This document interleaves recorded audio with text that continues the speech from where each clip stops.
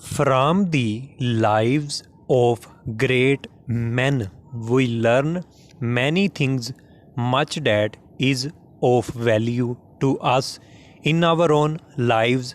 Not the least important things, perhaps, which the life of almost any great man teaches us is that we have time to do those things which we most want to do. As young people, we talk lightly of what we would do if only we had the time. As old people, we look back upon lost opportunities and wish that we had the time to follow this course of action, that line of training. But again and again, as we read the stories of the lives of those who have done great things, of those whose names will be forever remembered, the knowledge is forced upon us that our trouble is not that we have too little time, but that we have too little desire. Our desire to move in a certain direction is not strong enough to influence us to take the necessary steps to use for that purpose the hours which are being spent in other and possibly less profitable ways. If the desire to act, the will to work are there, then we shall find both the time and the opportunity.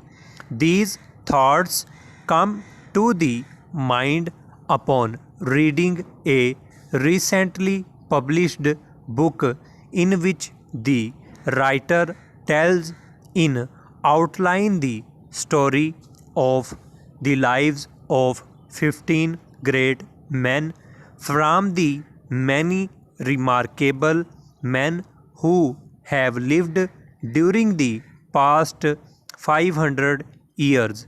The writer has taken those men who, by their thought and by their labor, were able to discover a great principle, some deep truth about the laws of nature which had not before been known, men who in this way added greatly to the knowledge and learning of the world, and so took all men one big step forward in the long march towards a better understanding of the forces which govern our world. It is not possible to read this book, or indeed any book of this nature, without feeling an increased respect for the power of man's mind, an increased respect for his learning, for his continued attempts to find the truth, even when faced with great difficulties. The life of each of these men, it need hardly be said, differs in detail. Some of them showed themselves even as children to have reasoning powers beyond what we regard as usual. Others were just simple children showing no special powers of any kind during their early years. Some were one idea men working only in their special field.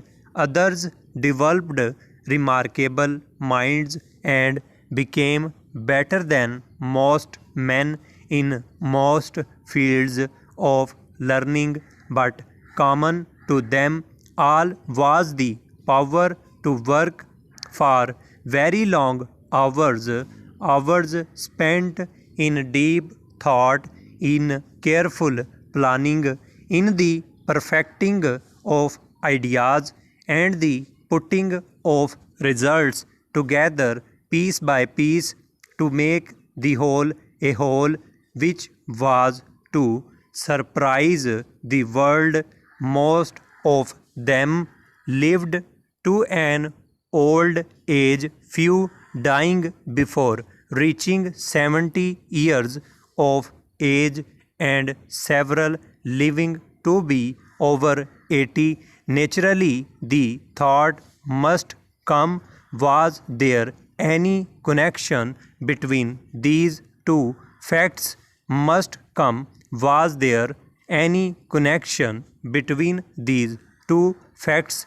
Did these men work beyond the powers of common people because they were strong in body beyond the common person, or did they owe their long lives to the fact that they lived principally for their ideas, paying little attention to the many players which interest the masses, caring little for food and drink or for the company of other men and women? It is difficult to attempt an answer.